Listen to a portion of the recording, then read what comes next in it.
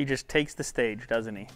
So as you know, folding phones, they've been all the rage. Talked about it a lot here on the channel, but it turns out the folding phone of the future may not be something that you're already aware of. Instead, it may be a device and a brand name synonymous with folding or flipping, should I say. Of course, that is the Motorola Razr. Believe it or not, Motorola, they're not done. They apparently are working on their very own play in the folding phone marketplace in the form of the Motorola Razr 2019. This is a totally different take from what the other manufacturers are doing. It looks like what they're going to do is have a device that folds out into a smartphone form factor and then folds up into an ultra compact flip phone-like form factor. So what does that do for you? Well, it gives you a smaller package to begin with by not having to fit a typical smartphone display on the outside of the device, but it also gives you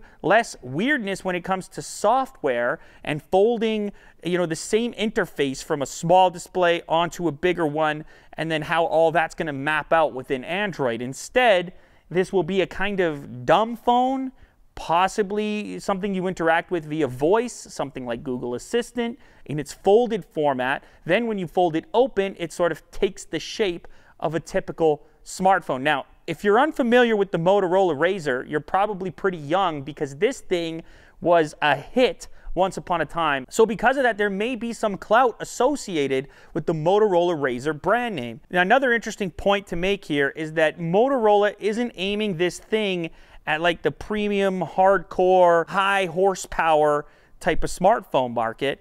It's actually rumored that they're going to put a Snapdragon 710 on the inside, so not a flagship chip by any means. Folded out, it's supposed to be a 6.2-inch display, not particularly high resolution, possibly only 4 gigs of RAM, although only on a device like this, that may be fine. Also, considering that the compact nature of the device is one of the main selling features, the battery likely won't be large either, just over 2,700 milliamp hours. Speculation right now is that this next generation foldable Razr could cost around $1,500. So still not cheap by any means, but definitely less than the other two products. Is there a market for a stylish, compact device that could fit more easily into your pocket in exchange for possibly some functionality, especially when closed? Could people move back towards an older form factor? After all, the folded up version of this looks like it could be very compact. Are people ready for style phones again?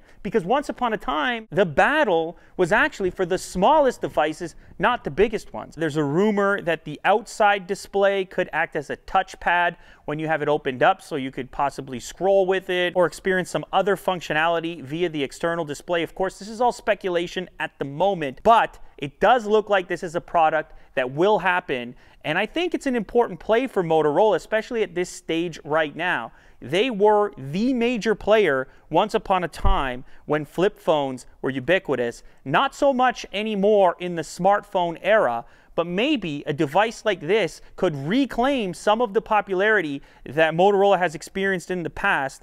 We just have to find out if customers, consumers, are interested in a style-oriented, crazy compact, ultra-portable smartphone. Are you more likely to pick up something like this than the other foldable options? For myself, I'm not sure that the functionality drawbacks would be worth the portability gains, but that said, I could see a particular customer who may go for that. Nonetheless, this could be a disruptor in the smartphone space. After all, it represents a completely new form factor that's different than what the other manufacturers are looking at for folding devices. It's very futuristic, you have to admit that.